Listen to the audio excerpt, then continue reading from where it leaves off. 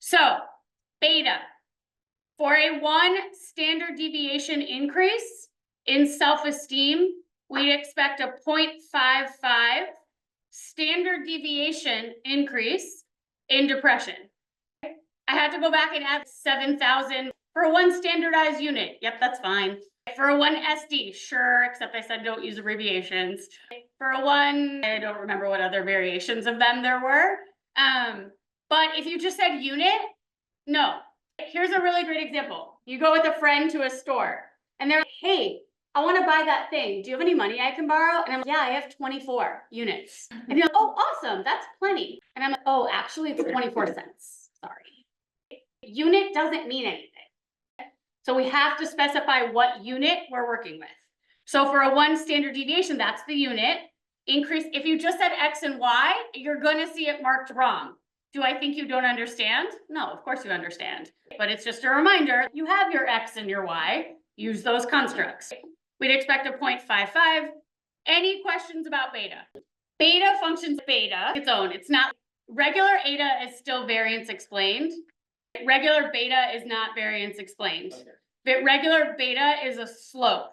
It's the standardized relationship between an X and a Y in a model. It's a regression coefficient.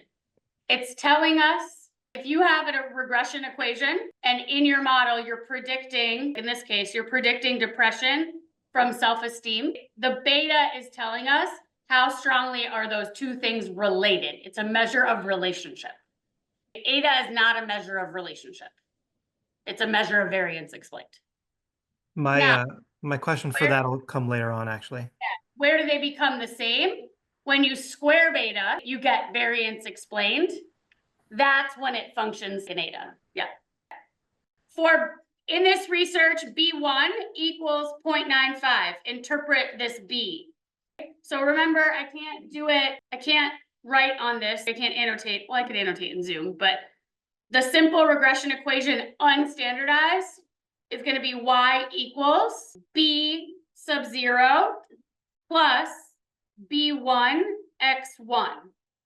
So B1 x1 is the regression coefficient for self-esteem. It's the thing that tells us unstandardized how is self-esteem related to depressive symptoms. How do we interpret it? For a 1 unstandardized unit increase in self-esteem, we'd expect a 0.95 unstandardized unit or unstandardized increase in depression. Just doesn't have the word unit because I wanted to see what you would do. Can I ask you a quick question? Uh-huh. If we were to have this on a test, would it be more correct to put 0.95? You see my face? No, it's very small. I don't understand though, your face. Okay. My face is a mad face because the question is, if it were on a test, the question is, if you were to write it in a manuscript, what would be acceptable? I mean, I would assume 0.95 because it could be more than 1. That's what I'm. Correct. Yes, that would be correct. Yes. Good. You don't have to say unstandardized though. Here you have more options. You could say raw unit. You could say, I don't know. If you knew the unit, you could say the unit. So I think a couple of people said score or point.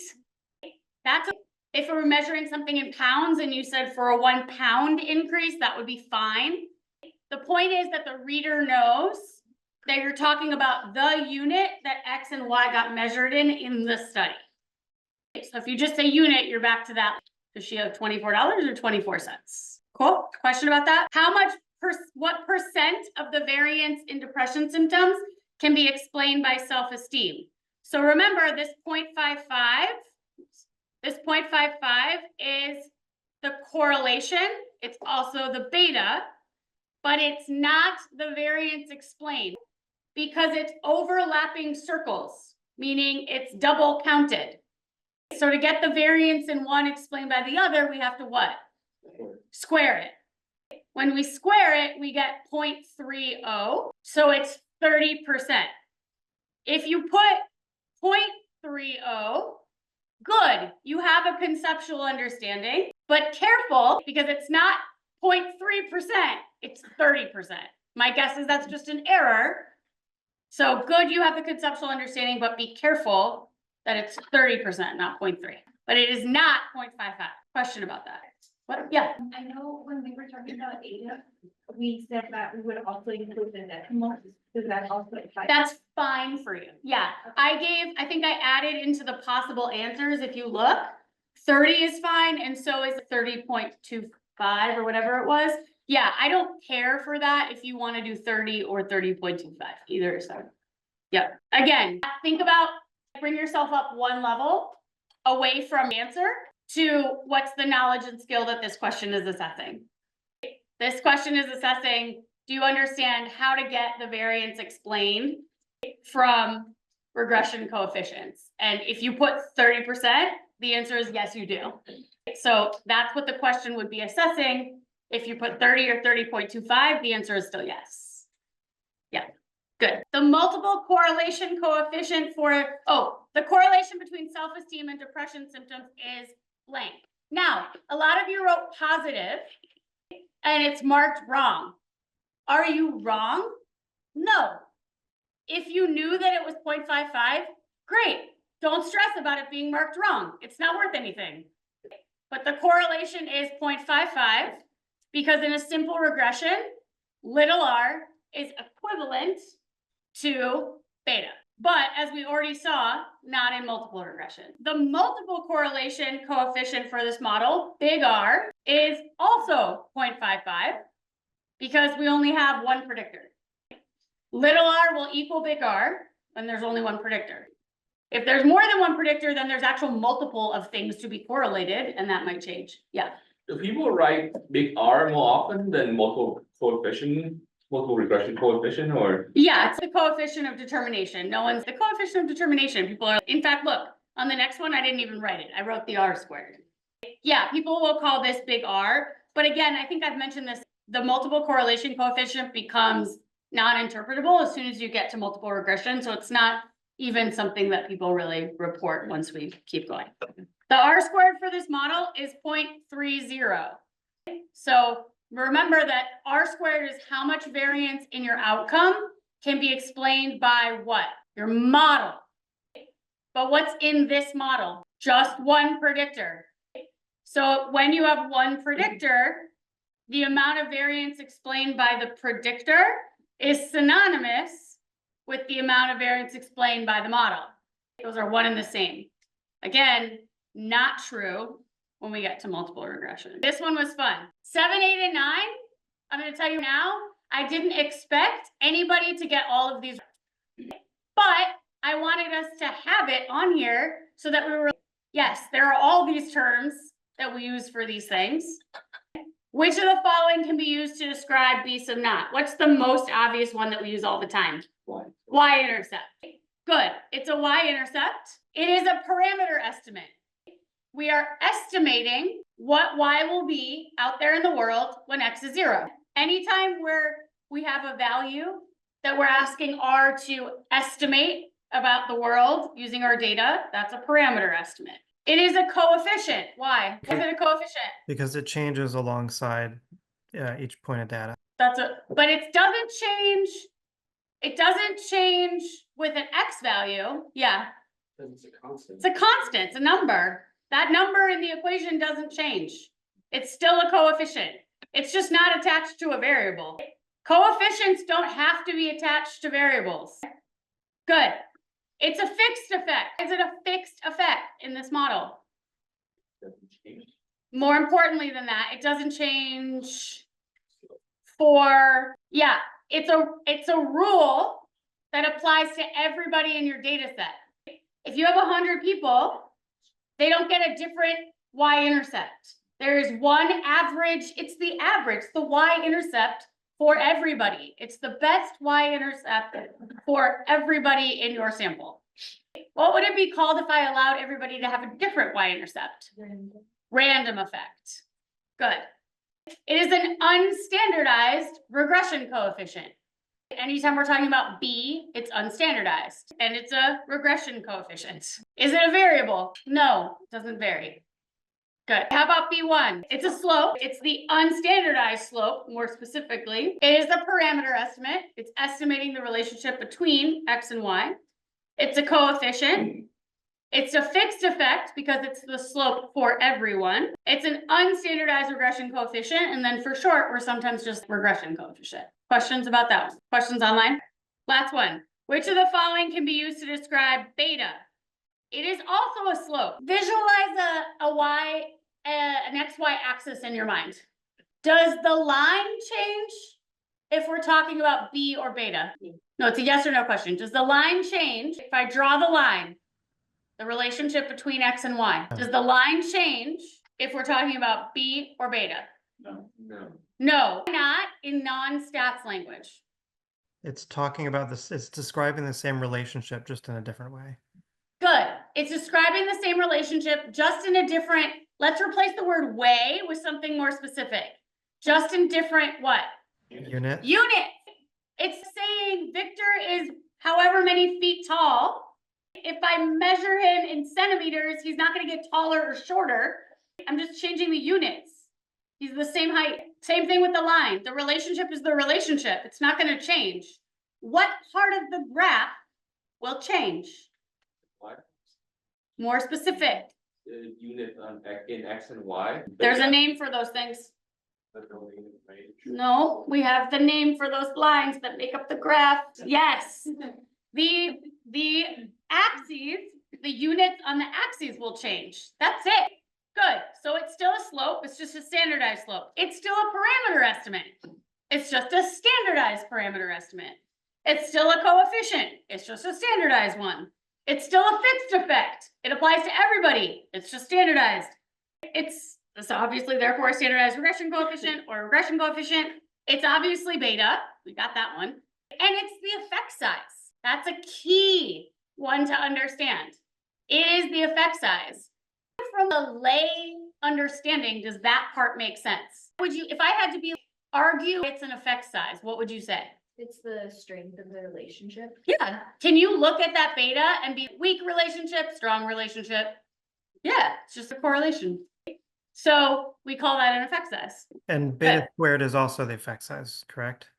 Yeah, and well, I would, rather than thinking about one of them being the effect size or not, betas are effect sizes, and we can explain them either in slopes or variance explained. Thank you. I Yeah. appreciate that. Yep. Oh, this one threw everyone off.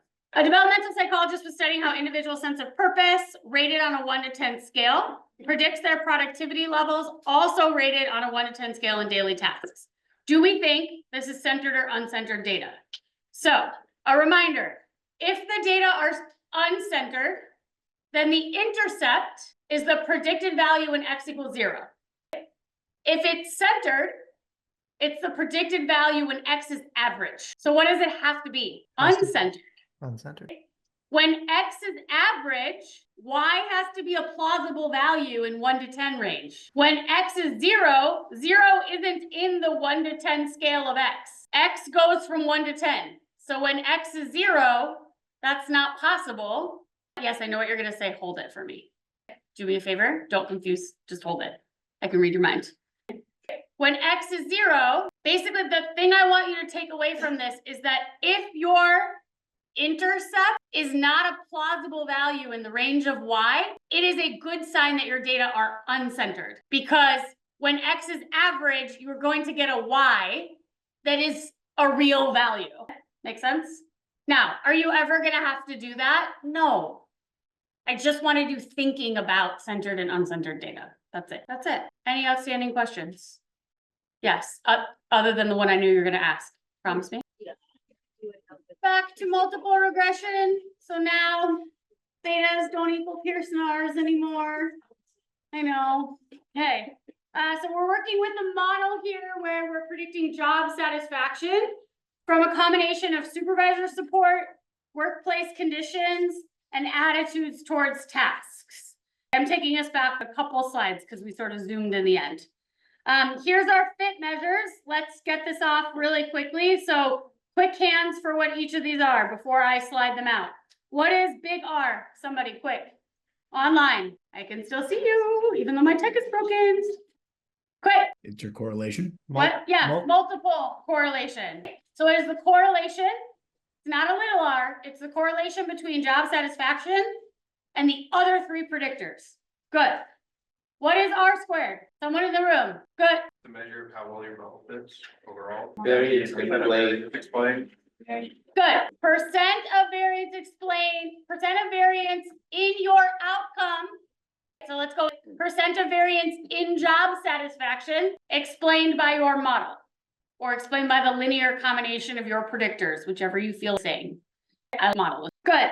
Adjusted R squared. It's the adjusted Same what? to take into Online. account for multiple predictors. Good. And how good they are. So it takes into account the number of predictors you have and how good they are. Good. And last one, F, degrees of freedom, and the P that goes with it, somebody in the room. Come on. Go ahead.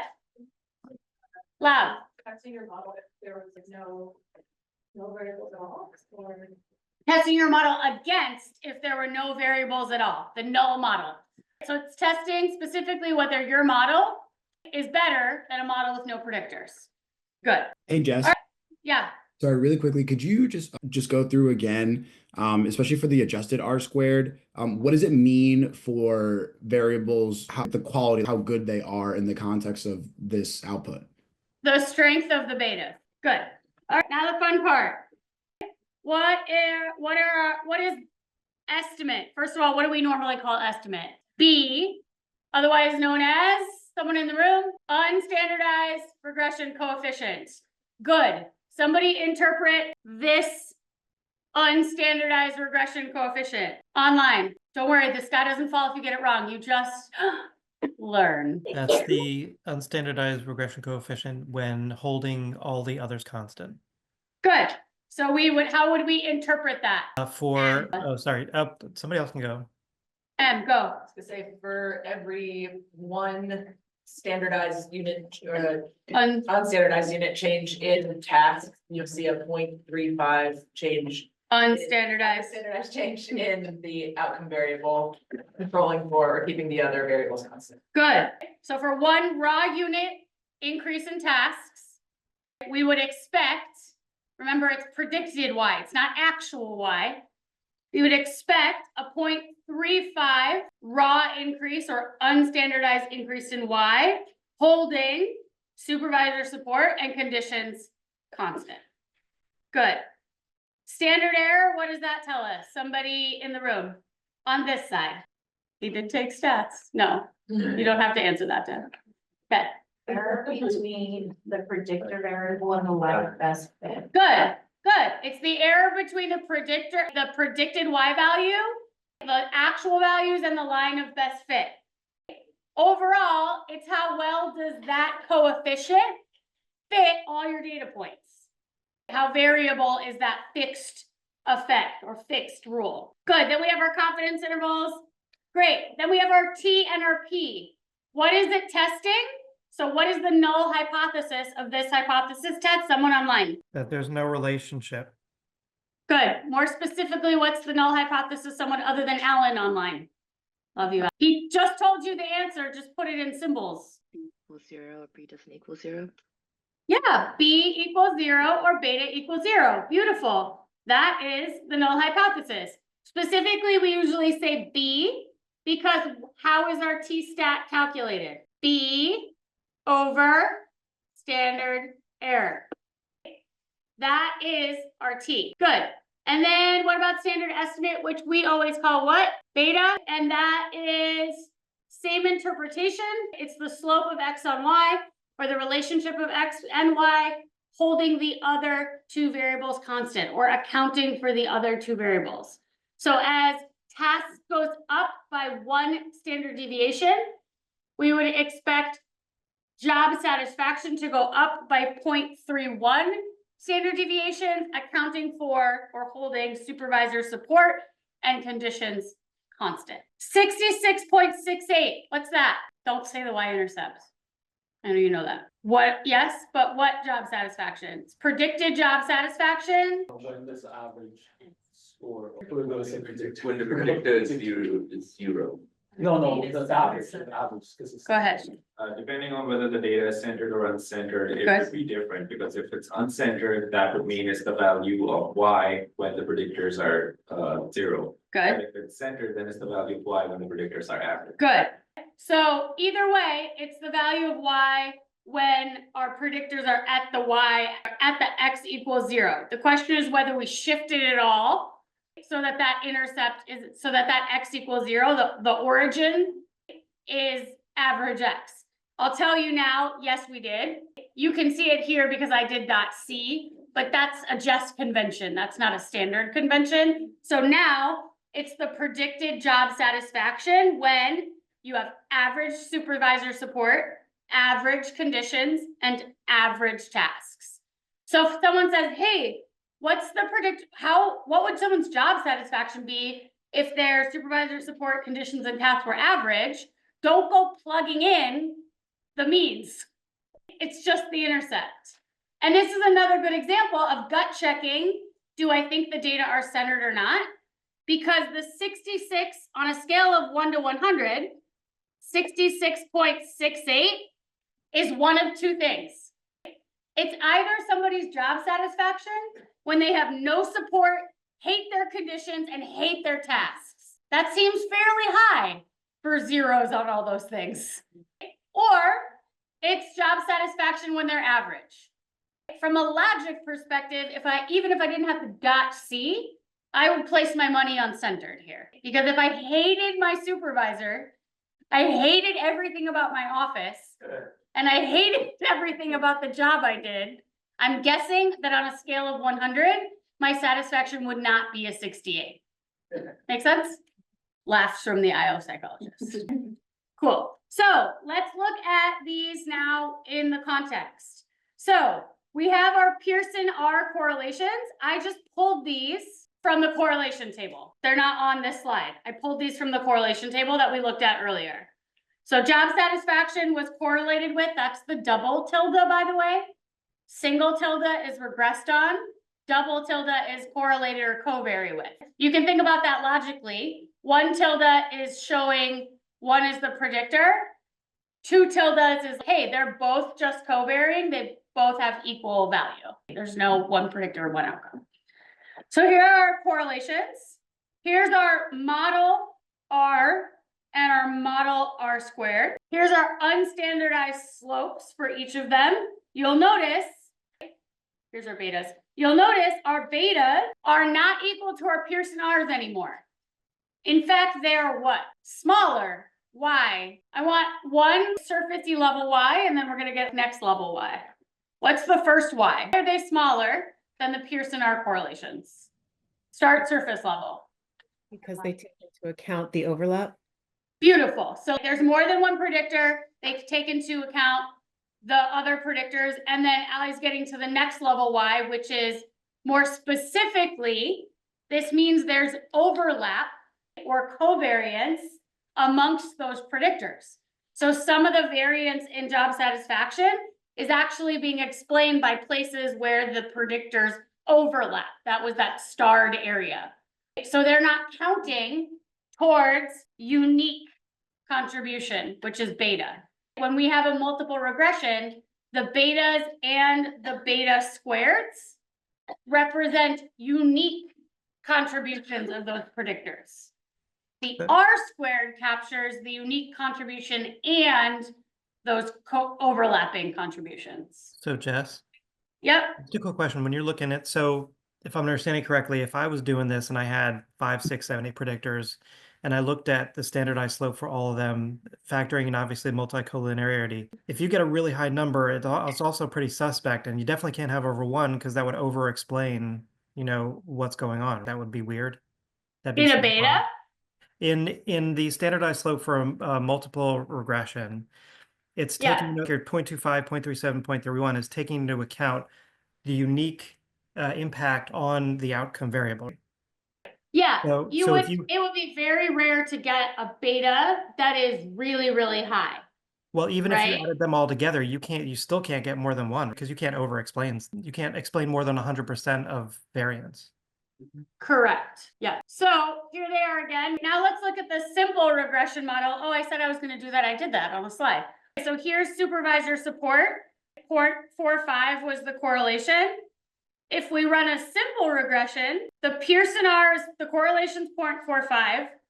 The multiple correlation is 0.45. The model R squared is just 0.45 squared. The unstandardized slope shows up on its own, but the beta is equal to the little r, and the beta squared is equal to the r squared. That doesn't happen when we account for other predictors. We did this one last time. Interesting question for you to think about before I reveal images. Can you get a significant r squared and no significant individual model coefficients? If no, not, and if yes, or how? Draw. That would be the way to figure it out. Can you get a significant r squared? So can you explain significant variance in your outcome, but none of the individual predictors are significant? How or would that happen? Bunch of interrelated effects. Say it out loud. If they have a bunch of interrelated effects. What's they? The predictors. Variables work together to cause the outcome. Good. Say that again. JJ, say whatever pantomiming you're doing. They covary. How much do they covary? A lot. As in, and what's the word when things covary a lot? Collinear. Yeah, when you have all really multicollinear variables and for some reason you didn't check and you just decided to put them all in anyway, then you can get an r squared that's significant and no significant betas. I'll show you what that looks like. So here's what it looks like when you have a significant r squared and two significant predictors, okay? Look, unique variance contributed by this one, unique variance contributed by this one, shared variance that gets added to the r squared. All of this is the r squared. Good? Here you have significant r squared and one significant predictor. So significant variance unique variance contributed by this predictor, but this one isn't contributing a lot of significant unique variance. But overall, you've actually explained a really decent chunk of your outcome. There's your r squared. Now, here's what it looks like when you get a significant variance explained by your model, but no significant individual model coefficients. The r squared of the model isn't bad, explains a decent amount, but most of that explanation is overlapping between the predictors. On their own, neither is contributing enough unique variance to show up as significant betas in your regression coefficients. Cool? Questions about that? Yes.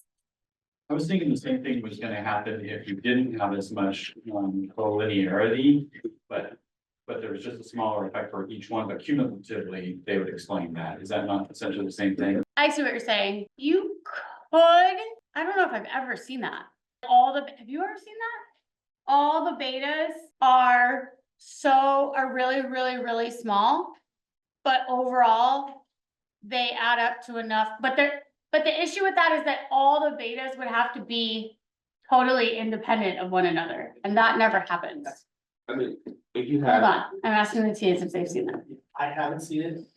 Have you seen that? It has to be in- Yeah, in order to happen, it would have to be, your circle would look like this, and then you'd have, well, it'd be smaller, but you'd basically have circles like this. But that would mean that you're predicting an outcome from four things that have no phenomenological or theoretical relationship with each other.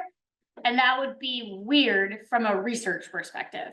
But even if they overlap just a little bit, the same thing could show. Yeah, totally. You could have that happen.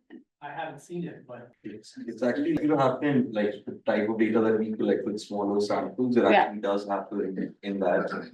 But I think one important thing to keep in mind is that you would actually take out those variables if you want. Like Yeah. if there was an absence of correlation between them, you might not even run them in the same model. Yeah. So, but if there's enough correlation between all three variables or all four variables, then I think you can make that argument. And then again, R square being sufficient is very subjective. So people make that argument that it's explaining enough if it's 5%. Yeah, there's no significance test on R squared. So that's the other thing, is that your R squared wouldn't be, in order to have, if none of those betas were significant, your R squared is still not going to be very large. So is that meaningful enough? But the other thing Akshay is saying about the correlation table makes a lot of sense, because if you run your correlation table, also, if none of your predictors are even correlated with your outcome too, that's another, wait a second, do I run this? I'm gonna move us on. Ally has an interesting example on. Oh, Ally, go ahead. You see An example of that? that sometimes in cancer because you have unrelated factors that individually don't create any cancer risk, but when you add them together, they start to add up to something. So getting a virus and having a genetic predisposition. Same thing with asthma, having a genetic predisposition for it and then exercising and then cold weather. None of those three things correlated, Interesting. but they add to asthma. Cool. But they probably have a small correlation with cancer to begin with. Some small correlation. Each of them, but maybe, but a very small amount. Very Cold small, weather and yeah. asthma, for instance. No, that doesn't have, yeah, You know, yeah. so Yeah, not for really the quick. broad population. Is it conceptually similar to the sample size problem? If you just put in 20-something predictor, you're gonna have Yes. significant outcome. Yeah, there's no such thing as a significant R squared, so be careful with that term. But yes, there is something called the kitchen sink approach, what we'll talk about next week. And it's not what you want to be doing with research. So remember I said the goal is to explain as much variance as possible, but we have to balance that with parsimony. So we'll talk about that next week. Now we're gonna talk about using multiple regression equations to predict values. Do this pretty quickly because we have to get to the demo today. All right, so here we have a centered table of our coefficients. How do we use this to write out the equation that we would use to actually predict people's job satisfaction? Well, a reminder, if we want to predict people's job satisfaction from our coefficients, we don't usually want to use our betas for that, because who wants to standardize everybody's values into z-scores? Unless you want to go back to 308A. So I'm going to write out the equation, just remembering that it's centered. So job satisfaction or Y, that's fine. You can use Y's and X's in your equation, equals 66.68 plus 0.30 supervisor support plus 0.37 conditions plus 0.35 tasks. So there's our full regression equation. A reminder, these values all go together. Each of those regression coefficients are only the coefficients taking into account all the other things in the model. So you can never use one of those without the others. You always have to use the full regression equation. So here it is, much nicer. Okay, I just used in this one Y and X 1, 2, 3, but you can also use the names if you prefer that to keep it organized. So, oh yeah, that. All right, here's uncentered. What's going to be different from this equation in my uncentered equation? The only thing, there's only one thing that's going to be different. Your intercept? The intercept. Notice these don't change, only my intercept changes. And you can see this one makes a lot more sense. If I have no supervisor support, my workplace conditions are awful, I rate them a 0, and I rate my feelings about my task a 0, then my satisfaction is an 11 on a scale of 1 to 100. That makes more sense. Right? So there's your question. Can it be a plausible value? Yes. 11 is in the range of 1 to 100. It's a plausible value, but it's a much more logical value when all those things are 0 than when they're average. So that's another way to think through it. Is this a number that someone would have when all things are 0 or when all the things are average? Yeah. Would there ever be an instance where you would want to use the uncentered? I mean, yeah, I would prefer to use the uncentered to predict values. Why? This one is my favorite for interpretability, but this is my favorite for predicting values. Why?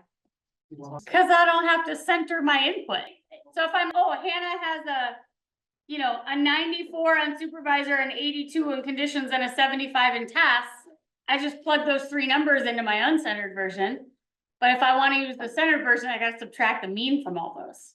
It's just laziness. But one No. better than you're reporting versus the No, other? because they're gonna produce the exact same value. Okay. Yeah, and you don't in a manuscript. So this comes up every year.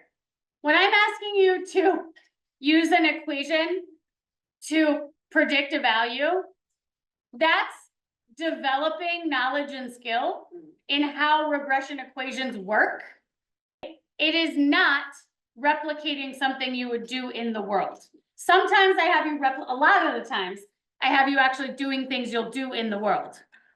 But actually predicting values from an equation is a way to build your conceptual understanding of regression. It is not because in a manuscript on page 12, you're gonna be, and then I plugged in Cynthia's values for job satisfaction, and she's a predicted 5. No. Now, when do we actually use equations to predict values in the real world? All the time. It's called algorithms and machine learning and AI. That is what machine learning is. It is using a model, sales, we predict all the time. We just don't plug in single values. We plug in heaps of big data. So it's used, we're just doing it on a very small scale, but therefore you don't need to worry about, well, in the real world, should I use the centered or uncentered version? Because no one's working with one set of data and one equation and predicting random people's scores. Yeah, exactly. Yeah. For, I don't know, I guess impactful studies or, you know, very interesting phenomena that are found in the social sciences, is it ever common to publish the model and be, this is a model you could potentially use to recommend or to estimate psychological safety? Oh, yeah. People publishing their equations. I mean, this is in your paper. Yeah. Not an equation form, but you know, But that the table. you'll see with all Yeah. the D's Yeah. and intercept. That's it. That's the model. Yeah, remember the diagram that's models translated, hypotheses? So hypotheses, diagram, equation, what was the other one? Software. You could add coefficient table. Yeah, I'm asking because in the engineering world, when we derive a parametrically fit model, we'll usually include a section that's recommended model for application where here's the equations we use. If you're writing it for students, if you're gonna go write a simulation, do it this. The difference is the big picture goal. So in engineering, you are running models for the purpose of prediction often. In psych, you're more often running models for the purpose of explanation. Prediction, but really explanation and application. Yeah, so, Yes. but you absolutely could, I mean, I can generate an equation, any regression table. Yeah. I'm sorry. Someone. Yeah, go ahead. Just one more quick question on the slide before that for the centered data. When you do that equation, if we're plugging in, do we also have to plug in minus the mean for each one of the variables? Yeah, that's what I was saying to Hannah with which one would you want to use? And I was, well, for pure laziness, I'd rather use this one so I don't have to subtract the mean. Now, interpretability, the other one's easier. So let's use it. What's the predicted job satisfaction for employee A? What about employee B who has an average score on all predictors? So this is our centered. So here we have both. We have our centered up top and we have our uncentered on bottom. Here's employee B. What are you gonna do? Which one are you gonna use? For employee A? Use uncentered. So let's do, not with a highlighter though. That's what my kids do. Y equals 11.44 plus 0.3080 plus 0.3780 plus 0.3525, and then do the math. Do you have it? Really quick tip. You have an iPhone and you haven't updated your iPhone? I know this sounds weird. Do it, because the old iPhone, you can only type in one term at a time. The new iPhone, this is all thanks to Kira, I learned this. The new iPhone keeps the terms of the graphing calculator. Really helpful for stats. Now, what about for employee B, who has an average on all predictors? The intercept of the centered data. It's the intercept of the centered data. You don't have to do any calculation. If they have an average score on all predictors, then we're looking to find the predicted job satisfaction when all of their predictors are average. That's just the intercept of the centered data. No calculation needed. That person's predicted job satisfaction would be 66.68. Cool. That rule applies to simple also. So if we had a simple regression, what was on self-esteem and depressive symptoms? If it were centered and we said, what's the predicted depression level for somebody with average self-esteem? It would just be the intercept of the centered model. Questions? Bless you. Thank you. All right, last thing before a demo. comparing two models. Thank you for the excitement, I appreciate it. All right, oh, I just made a little thing. I'm the goal of regression. Yes, that's not the goal of regression. Here's our original model. Supervisor support work conditions, attitudes towards tasks. What did we say the R squared was? I don't remember. Something or something. Cool. It's coming back in a second. All right. Well, what about if somebody was, no, wait. I really want to add colleague support in there. I think support from your colleagues really matters. We didn't capture that in our first model. Cool. Let's run that model too. And let's figure out which model is better. So we can compare these models, and we can compare these models by seeing which model explains more variance in job satisfaction, because that's the goal of stats. But we also care about this word, parsimony. I feel like there needs to be, the judges weight. There needs to be parsimony, variance explained. That's the balance in regression. So we care about parsimony or simplicity. We'll only choose the more complex model, i.e. the one with more predictors, when it explains significantly more variance in job satisfaction than the simpler one. You will only buy the more expensive pair of pants if it really fits you significantly better than the cheaper pair of pants. If they fit the same, buy the cheaper pair. So we can compare models, but we can only compare models. Had to find a way to bring the pants in now, since there's no log linear. That's it. Are you trying to remember? Yeah. We can only statistically compare models. We can look at two R squareds with our brains and be like 0.2 and 0.5 are different. But what if one is 0.2 and one is 0.25? Are those different? I don't know. We can only statistically compare them if they are what we call nested. The best way to think about nested is literally, does anyone know what Russian nesting dolls are? Yeah. Does anyone not know what Russian nesting dolls are? Look them up now on Google. I want to, but I don't want to split my screen, but I want you to see a picture. They're basically these little wooden dolls. I'll explain them to you though. They're these little wooden dolls and they start very, very small, this big, tiny. And they're inside another one that's a little bit bigger. And then that's inside another one that's a little bit bigger, and that's inside another one, and they can get very, very large. But the point of it is that the smaller one is entirely nested inside the next size up. Same concept here.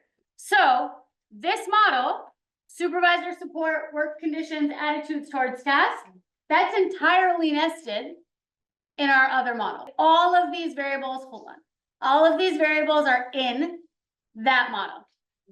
So here's how we can think another way about nesting. Here are some models. Model A, conditions, supervisor, tasks. Model B, condition, supervisor, tasks, workplace. Model C, supervisor, and workplace. Now, which ones are nested, which ones are not? Remember that in order to be nested, little doll must fit entirely inside bigger doll. Little model must fit entirely inside the bigger model.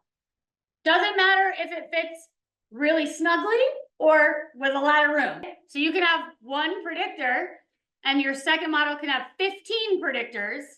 And as long as that one predictor is inside that 15 predictor model, it's nested.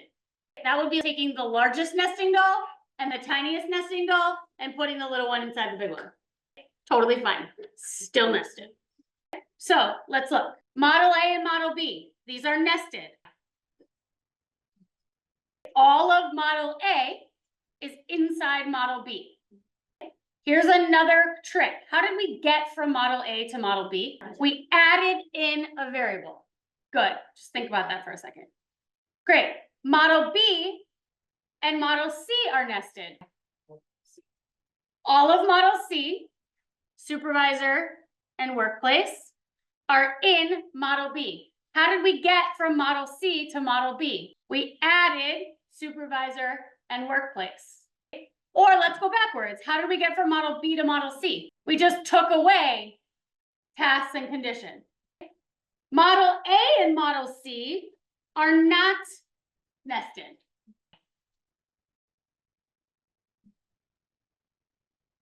Because workplace isn't in Model A. Yeah, model C isn't in model A, and model A isn't in model C. How would we get from model C to model A? So what do we have to subtract? So we have to subtract workplace and what else?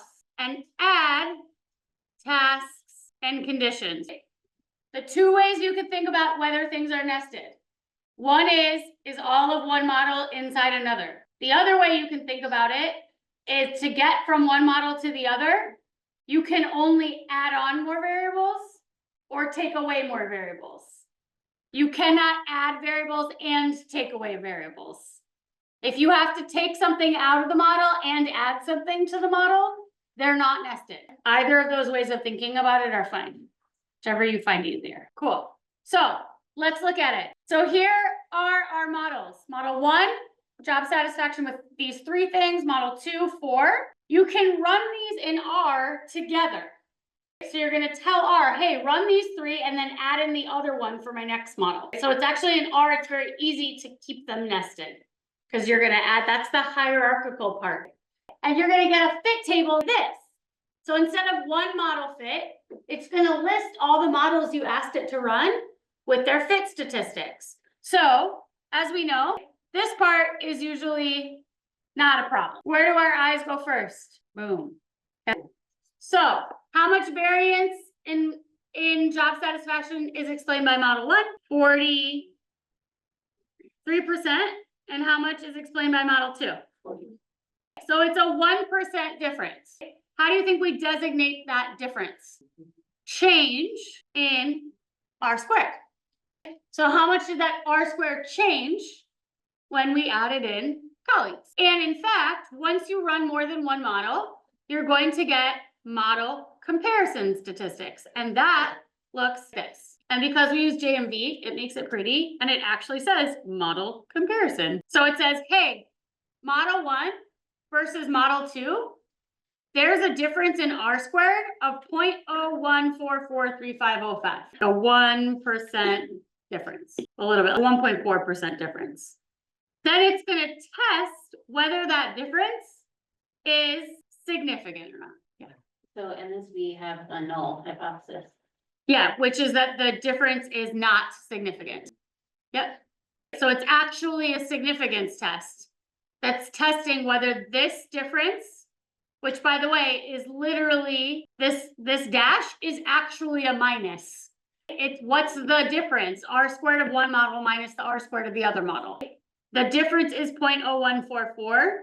And is that a significant difference or not? No. So model 2, which explains 44% of the difference, does not explain significantly more variance in job satisfaction than model 1. The jeans that cost $300 don't fit you any better than the jeans that cost you $10. So which jeans are you buying? The $10. So the model with these 4 predictors doesn't explain any more variance than the model with just those 3. So which model do you think is better? The simpler one. Model 1. Yep. Exactly. Adding colleagues isn't explaining any more variance in job satisfaction. Now, are you done or do you want to know? You want to know? Yes, Jason. If that's the case, why does the adjusted R squared still show that model 2 as more variance? Because wouldn't that work? Because I feel like if it's the case, the model 2 doesn't explain it better than. Because the adjusted R squared. Because I thought it was like it's adjusting it based on the number. It does, but it's not accounting for, you notice that the difference here between the adjusted R squares is a lot less than the difference between the R squares. It is accounting for it. Oh, it isn't. Yeah, yeah. You can see that this went up by literally 0.002. You see that? Yeah. So it's, yeah, I get that you added something, it explains some variance, but it's telling you it wasn't very good. Are we good? So it didn't explain significantly more variance. So here's how we write that up. A model predicting job satisfaction from supervisor support, workplace conditions, task attitudes, and colleague support, model 2, did not explain significantly more variance in job satisfaction than a model with just supervisor support, workplace conditions, and task attitudes, model 1. Delta R squared equals 0.01, P equals 0.286. Now, Jess, yes. Quick question. So if you were, is that enough to write, or would you then say, therefore, we're sticking with model one, here's the rest of the information? It depends on what you write next. It depends on where you go next. You're gonna dig into the coefficients now, and you probably need some sort of transition sentence to make it make sense, but that's more of narrative. Yeah, I would imagine you'll need some sort of transition of, but you haven't figured out yet. So once we figure out, it will inform what you might write about, as you'll see. Ready to figure out? So this is just for fun. I want you to look at the coefficients for both models. I'm gonna mute the class so you guys can talk online. I'm gonna ask you to talk with each other. Yep. And I want you to see from looking at these two coefficient tables, whether you can figure out what's going on. Oh, sorry. Can you shut that? Just don't answer it. Just, yep. Thanks, Quinn. That's my brother. Oh, you have to add that one, AJ and Jess. How many is it when Jess's dad gets a call in the middle of, that's 12 at least, more than 2. All right, We'll add so 11, great. May that never happen again. I'm just gonna give you 5 minutes because I want a demo. So let's take until 10:40-ish. Just see, I'm gonna show you what happened, but I wanna see if you can just think your way a little bit to what happened here. All right, I'm gonna mute us so you guys can talk. So the first thing I noticed is the difference in supervisor just across the board. The estimate is weaker in the second model, and it's to the point where it's now non-significant compared to how it was in supervisor. So I'd imagine it's just because they're just too related as variables. So now they're covariating too much, and it's overall weakened according to the output of the model, the strength of the influence that supervisor has on the job satisfaction. What AJ said, yeah. Yeah. Well, it's The addition of the Venn colleagues diagram variable. piece. Say again, Ali. Go ahead. Oh, Allie, you said something. What'd you say? No, I was just saying it's the whole Venn diagram thing. It's if the two overlap a lot, then what we're looking at in the P is that sliver of what is unique to that thing. So we would see just a sliver, and that's sort of what makes it the P so low to AJ's. Yeah. So 'Cause then colleague circles are overlapping. Yeah, because colleagues isn't even significant. So then I'm guessing that you could also swap out supervisor for colleague support and get a similar strength of model to model one.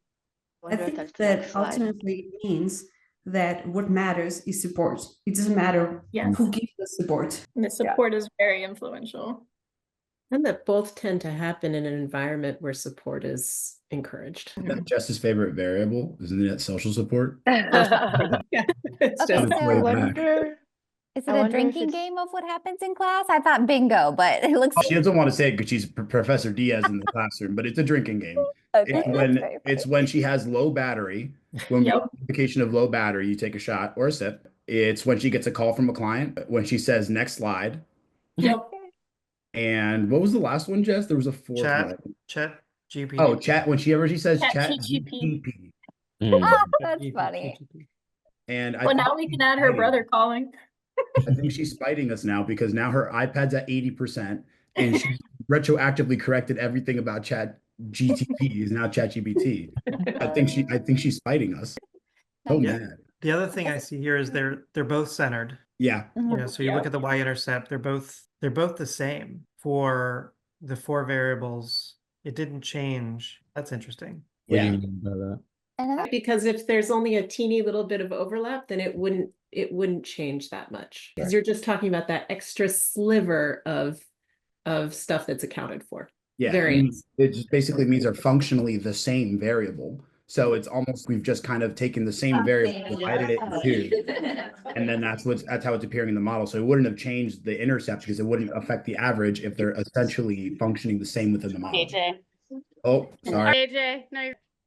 Before you tell me what happened, what did you notice? Things you noticed. Ray. The supervisor support has a much lower beta in the second model. Here's supervisor support in the first model. Here's supervisor support in the second model. But even more than that, yeah, really simply, p-value is a significant predictor in the first model. In the second model, supervisor support does not contribute to job satisfaction. That's weird. It's got a super high correlation. It's a very strong predictor in the first model, which we decided was better. We this model better. This is not the model we went with. This model does not explain more variance, but we're trying to figure out what's happening here. Good. So supervisor support becomes not significant in the second model. Good. What happens to conditions and tasks? About the same. They stay in the 0.3s and they're significant in both models. What happens in, we already know, here's an interesting question. Before we even look at this table, do we know if colleagues is gonna have a significant beta or not? Yes, we do. I'm gonna give you an analogy and then you're gonna know why. You're making, thanks Dad, appreciate that. You take a bite, you're like, damn, that's pretty good. You take some salt, you add it in, you taste it again. That is significantly better. What made it significantly better? How do you know? It's the only thing you did. So here, what did we do? What was our salt? Colleagues. Did colleagues make it better? No, it didn't make it worse. Careful. It made it not significantly better. So is colleagues a significant predictor? No, you already know it's not going to be significant. If colleagues was a significant predictor, if salt make the model better, the model would be better. So we already know that that beta is not going to be significant, and it's not. So now we have this weird situation where in model 1, supervisor played a big role, and in model 2, adding colleagues all of a sudden made the beta for supervisor not significant. What is going on? Actually, before, what's your hypothesis and where would you look? 2 questions. What's your hypothesis and where would you look to get evidence, Kayla? Well, so our hypothesis is that supervisor support. Nice. So first I want to make sure people are online. So hypothesis is there's got to be some sort of relationship between colleague support and supervisor support that when you add both in, they're not explaining uniqueness anymore. There's too much overlap. Good. Where would you look, Lily? Yeah. You'll look at the p-values for the other stuff, if any of them are significant to not significant. But where would you look to see? So you see it here, but you don't know that that's the reason. You think that's the reason, and that's the reason, but where would you get evidence for that being the problem? Correlation table, and where else? Tolerance and VIF. Good. So we're gonna look at our correlation table. Here it is. There's that 0.6 we talked about at the very beginning. Remember I said, it's not enough to cause me any concern, and it's not messing with my model. It's just a fact that turns out the support environment in this organization influences both supervisors being supportive and colleagues being supportive. There's overlap. Where else can I look? Here are my tolerance and VIF stats. Check out supervisor support in model 1. Tolerance in model 1, 0.84. That's the uniqueness. 84% of the variance in supervisor support cannot be explained by the other predictors. But look at model 2. Only 59% of the variance can't be explained. And what's the other one with a lower tolerance? You know that those 2 are working on each other. Hey, Jess. Hold on. Yep. So if this were your model, or if this were your data, I should say, what might you want to do? Are you done? What might you want to do next? I have one thing I might want to do next. So apparently do JJ's friends. Yep, maybe. I don't know that I would do that though, because are they the same? No, they're different. They have uniqueness. If they were 0.9, I would totally do that. But they're not same enough to do that here. Was JJ? But there's one other model I would want to run with these things that, because I'm just curious. I'm interested to replace supervisor with colleagues. Me too. So what I know that when you put them both in the model, they cancel each other out. And I know what happens when we put supervisor support in the model alongside tasks and conditions. What I don't know is what happens when we put colleague support in the model with tasks and conditions. That I don't know. What's going to be the issue when I run that model though? Is it not nested anymore? Correct. It's not nested anymore. So oh shit. If I have supervisor tasks and conditions and colleagues tasks and conditions, I can't statistically compare them. So I'm gonna have to look at that R squared and either make a judgment call with a clear limitation that I can't statistically compare them, or come to the conclusion that it looks like they both matter, but together they don't. Either one is fine, basically. You need support from somewhere, but you don't need both, doesn't make you more satisfied. Yeah. Maybe outside the scope of this course, but if you do have two independent models or two non-nested models, is there any way to kind of compare them and say which one is preferential? Other than subjective judgment. Other than looking at an R squared and being that R squared looks bigger. Yeah. There are some other, I didn't mean to leave the meeting. Whoops. There are some other measures. The AIC is probably you can write that down. We'll learn that in D. We use it a lot for path models that are not nested. Yeah. Would it make sense to compare both of those, the supervisor model to model 2, and then the colleague model to model 2, and then compare those comparisons? No, it depends on what you see in colleague support. Yeah. Yep. So you can't necessarily say that adding colleagues to your model, it doesn't give you enough value to include it because maybe it does, just not when it's with the supervisor factor. You can statistically say that adding colleague support to a model that already includes supervisor support does not explain more variance. We're never saying, remember, we're never saying that colleagues on its own don't matter. If we want to know whether colleagues on its own matters, that's a correlation. And we know it's correlated, we saw it. But when we're modeling, we're looking to see how variables work together to influence the outcome, not on its own independent of everything else. So yeah, it would be a false conclusion to, after doing that model comparison, to be colleagues don't matter. That's not, yeah. Could you look at, is there a way to take a look at, so for instance, could you run a simple regression model to see if leader support predicts colleague support? Totally. And then decide which You one don't need to. Does leader support predict colleague support? correlates with it. Yeah, so do you need to run a regression or do you already know what that beta is gonna be? The beta is gonna be the same as the Pearson R, 0.6. Is there a way to determine if one or the other is more worthwhile to pursue in terms of an I recommendation beyond So the, that- beyond the yeah. really subtle difference in what predicted? Because is that difference even that significant? Could a company decide to choose a better leadership program, but then? So that's where M's suggestion of the other model I would want to run, which is to run a model with colleague support, workplace conditions, and tasks to see what that R squared is. Because we don't know what that R squared is. We don't have that information yet. I'll run it for you and tell you on Tuesday. But I do, yep.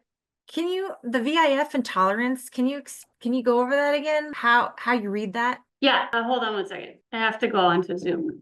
Oh, I'm on Zoom. Ha, sorry, I'm here. Yay. Hi, not that, sorry. Yes, that's an SEM model. Jason, you win. It is organized. It looks scary. Is it scary? It's probably in this year. So remember that for VIF intolerance,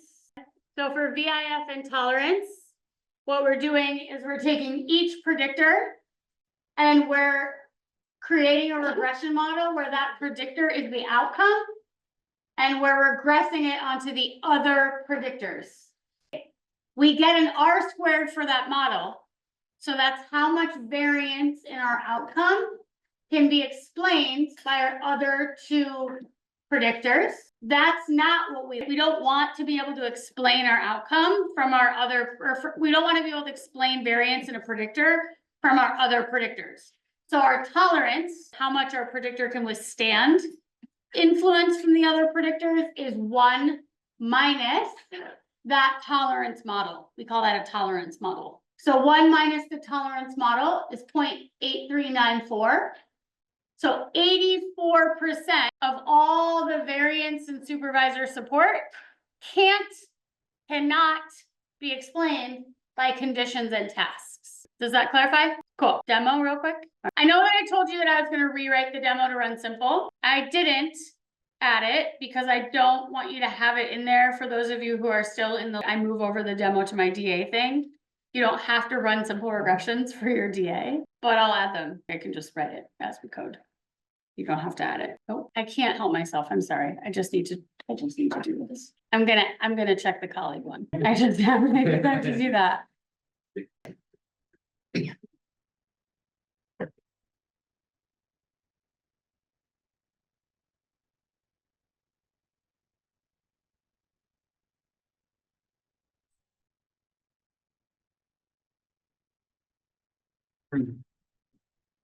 All right, here's the model we ran. We got an R squared of 0.43. I'm just gonna replace supervisor with colleague and see what happens. What is it, colleagues? 0.43. So Al, you were asking, well, what do you spend money on? The answer is they're both significant predictors on their own. Here they are. So significant at just about exactly the same degree as supervisor. It turns out they both matter to virtually the exact same degree, but you don't need both. That's the conclusion. People need to feel support. If I were writing this up, people need support, but the exact source of the support doesn't seem to matter. Cool. I'm over my curiosity bend. Let's demo. Sorry, thank you for indulging me, everyone. All right, demo. You'll see on Canvas that there's a lot of stuff in the demo folder. All you need for the demo is the demo and the 3 data things, but 2 of them come from 2 articles, one of whom is written by my friend Katie Cotter, who was in the PhD a long time ago, and then Becky, who is a professor in the org department on cultural competence. And I put that article and the other article that the data are from on Canvas in case you're, oh, this is a cool study, I want to read it. Probably just going to do 1, but the TAs who are staying after can definitely run the second with people who want to run it. If you want to run a second and stay, you can. And then there's a third that are literally for playing with. Okay, on your own. It's a publicly available data set. We're going to look at this first one, which is social support. Stop using that. And optimism as predictors of life satisfaction of college students. So this is in the International Journal for the Advancement of Counseling. So this was looking at the predictive values of optimism, which was perceived support from family, perceived support from faculty in determining life satisfaction of college students in Turkey. So an impact of optimism, faculty support, and family support on life satisfaction. Okay, we're gonna read in the data. Get rid of this other mess. I have to read in the data. All right, it's a very simple data set. We have the variables that we're working with only. I'm gonna run descriptives because this data set is fairly short. I'm using JMV descriptives.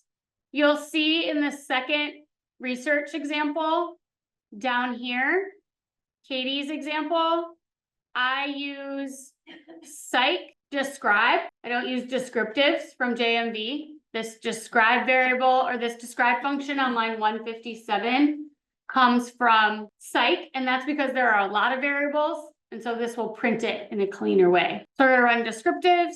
Oh, that's pretty. Very normal data. So we've got no missing data, means a really weird range. That's because I probably simulated this data from the results. Skew and kurtosis are fine. So both visually and numerically, we've established sufficient normality.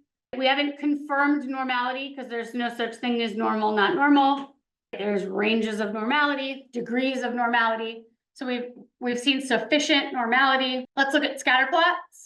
So here's scatter plot between family support and life satisfaction. Again, not a lot of low values in family support, but definitely linear, much better. Faculty support and life satisfaction, optimism and life satisfaction. Here's a correlation table, core matrix from JMV. We're gonna run DAT life on the columns, so bracket 2 through 5.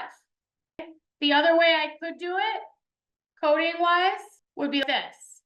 Minus C, parentheses, 1, that would be minus column 1. So everything in the data set except column 1. Either of those work. All right, what do we got? Life satisfaction is correlated with family support and faculty support at about the same amount. Optimism a little bit lower, 0.36. And then everything else is correlated also, but nothing crazy to note. All right, here's a cool function, brand new function. You haven't seen it. It's called check model. So the first thing we have to do is we have to specify the model. And we have to specify the model using the bare bones LM function that we use, linear model. So we've got life satisfaction regressed on, faculty support, family support, optimism. I'll call it model life. And then I'm going to use this function called check model. And it's in the package performance. And what it produces is kind of a cool visualization of all the things you might want. So here is a homogeneity of variance one. Here's outliers. Here's linearity. A very cool assumption checking visualization. Here's normality of residuals. It's just a really fun. Collinearity values. You've got your VIF, a visual of your VIF intolerance here. Just a fun, you don't have to use it, but it's a cool way to check all of those visuals together.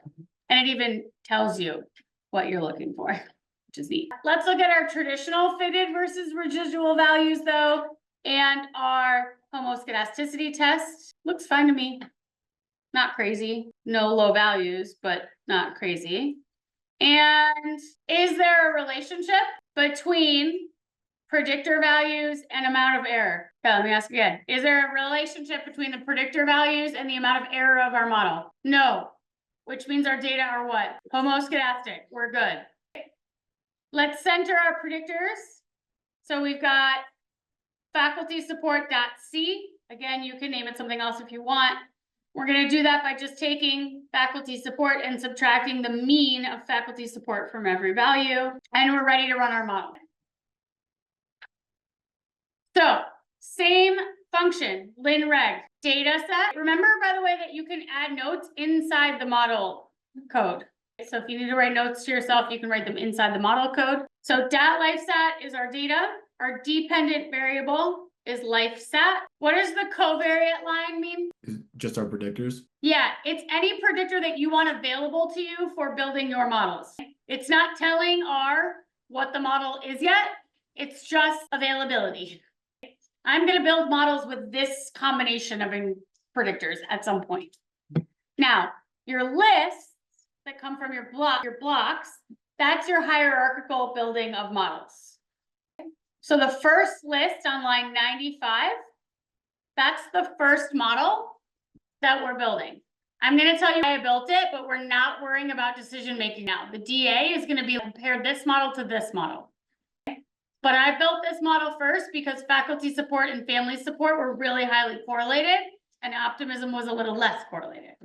So faculty support, so my first model has faculty support and family support in it. And then for the next model, what does my second model have in it? Faculty support, family support, and optimism. Good. When we're building hierarchical models, my second model doesn't just have optimism. It has everything above it, plus whatever I add in here on line 96. So this whole chunk is building nested models. You can't, if you want to build a non-nested model, you got to do another one of these. You can only build multiple models within one function if they're nested. So model 1 is faculty and family support. Model 2 adds in optimism. So model 2 is family support, faculty support, and optimism. Line 97 is model test. That is saying, yes, please test model 1 versus model 2. Yeah, Could you keep nesting models in there? 100%, as long as they're available here. Yep. And if you wanted, you could add things one at a time.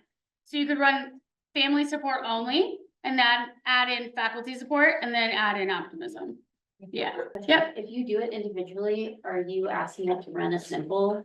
No, the first one will be, but then it'll be that one with the next one, and then it'll be that one and the next one. So in the results, you'll get the first one with the single, one will be a simple regression. Yep, yeah, so Hannah's saying, well, what if I ran it this? See that? If you ran it that, I'm gonna get model fit for model 1, model 2, and model 3. And then I'm gonna get coefficients for model 1, 2, and 3. Model 1 only has faculty support. It's gonna be a simple regression. And it's gonna match everything in the correlation table, which is I don't need to run it, except if I wanna know it explains more variance. But do I really need to run it? No, because I know how much variance it explains. So we're gonna start with this, and then we're gonna add in optimism. Model test is saying, yes, please compare the models. Standard estimate is give me the beta. R adjusted, I don't really care. Taking it out, you can leave it. Colon equals true. What's that? Give me the collinearity stats. Give me VIF intolerance, CI true, and then I'm going to call the model. Wow, that was very small. It's really annoying. And I don't even know how to get to it because, oh, there we go. Hide floating meaning. So here we go. Model 1, 35% of the variance in life satisfaction could be explained by faculty support and family support. Model 2, 36% of the variance can be explained by family support, faculty support, and optimism. Is that increase in variance explained significant? No. But are you done? No, you still want to look at what's happening to figure out, oh, this is interesting. So check out model 1. Faculty support, 0.35, significant. Family support, 0.35, significant. So what does that mean? We were telling the story here of model 1. What does that mean? What role do these things play in life satisfaction? Explain about. No, just high level storytelling. Don't give me the actual numerical. Oh. Yeah. Do they matter for life satisfaction? Yeah. Both of them, one of them, both of them. Both family support and faculty support uniquely contribute to life satisfaction when accounting for the other. Do they share any variance, and how do you know? Is any of the variance that they explain in life satisfaction shared? Yes. How do you know him? Fair. My brain says that the B's and betas are very different. Yeah. It's not that the B's and betas are different. That doesn't matter because the B's are in a totally different unit than the betas. The B's and betas are saying hi and hola. They're literally the same thing. They're just in different units, different languages, centimeters, inches. It's not that. It's that the betas and what are different. The R squareds, or the R's, sorry, the Pearson R's. So the relationship between family support and life satisfaction, when you didn't account for faculty, was 0.49 or something. But when you do account for faculty, it got a lot smaller. Good. Now and here's the other way. Here's the other way you know for sure. What would the tolerance of family support be if they shared no overlap? 1. If I predicted family support from faculty support and it didn't overlap at all, then tolerance would be 1, and it's not. That's how I know. Those 2 things are what help me know that they share some overlap, which you can cut. That makes sense to some degree. You talk to your family about faculty, you talk to faculty about family, what your support from your family dictates where you go to school, your school, there is some relationship there. Let's look at model 2.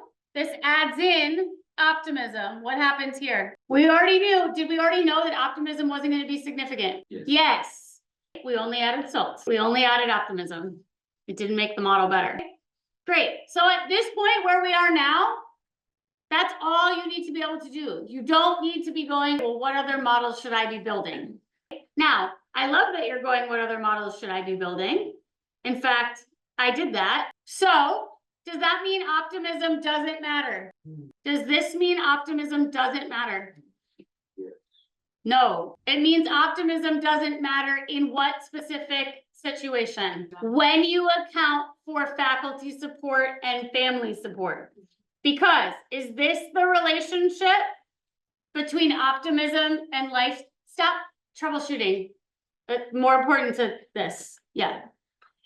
Is this the relationship between optimism and life satisfaction?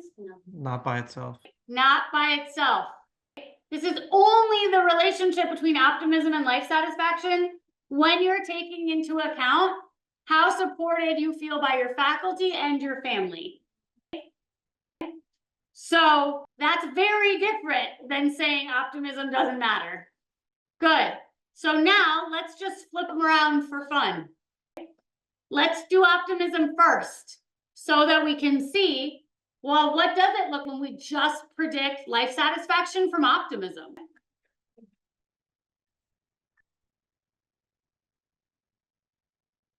Okay. All right.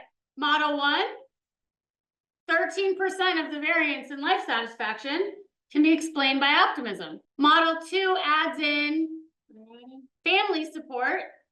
And is that significantly better than model 1? Yeah. So we can predict more life satisfaction. We can predict life satisfaction from optimism. We can predict significantly more variance in life satisfaction from optimism and family support. And how about when we add in optimism, family support, and faculty support? Is that significant? Yep. Now, an important thing to understand about nested models and hierarchical comparison. We only compare to the nested model before it. So here we are comparing model 1 to model 2. So the idea is 2 better than 1? Yes. Genes. Is this pair better than this pair? Yes. Great. I'm not going to buy that pair anymore.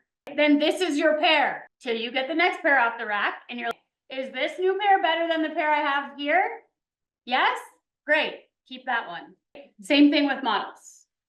So in this case, this last model that has all 3 in it explains significantly more variance than the model before. But let's look.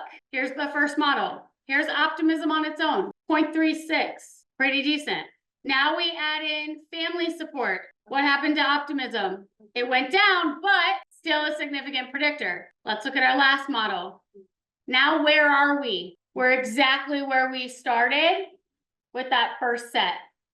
So yeah, this model explains more variance because we finally added in faculty support. But now that optimism isn't significant, now we're back to the idea of, well, we should be running a model with faculty and family and seeing if optimism doesn't need to be in this model. So what it means is optimism on its own is really important if you don't have faculty and family support. But if you're not very optimistic and you have very strong faculty and family support, that can help compensate if you're not optimistic. That makes sense. It's a story. Cool. That's where I'm going to end us. There. Make sure when you are practicing this week and weekend that you are doing 2 things. 1, you're practicing interpretation of values, but 2, you're also practicing storytelling, because that is the other tricky part of regression that people forget to do, because they're like, oh, I got the B, it's not significant, but tying it all together, what does that mean about the relationship between optimism and family support and faculty support? And that's actually the important part of the research. The other 2, I just want to orient you to them. This second study is about developing cultural competence by engaging in cross-cultural. So this looked at 135 undergrad students who lived abroad in 27 different countries. And what did it take for them to develop cultural intelligence and ethnocentrism, which is the negative outcome. So cultural intelligence, good outcome, ethnocentrism, bad outcome. And then looking at, does cross-cultural psychological capital, engagement in the actual communities in which they live, and then stress resulting from discrepancies in their cultural values and the cultural values of the area where they were located are the predictors. And you've got a couple different models predicting each of the outcomes, and the control variables are cool. We'll get just a preview for controls. This looked at social support, so if they had social support, that was controlled for. Language, so they controlled for language so that it didn't produce skewed results if you went abroad to a country where they spoke the same language that you spoke at home. And then distance in cultural, not physical distance, cultural distance. So if you were from the US and you went to another individualistic country on Hofstede's dimensions, that was controlled for. So really cool study. And then the last one is there's no code. There's some questions for you. The reason is because this is a very famous data set from 1978 on Boston housing prices.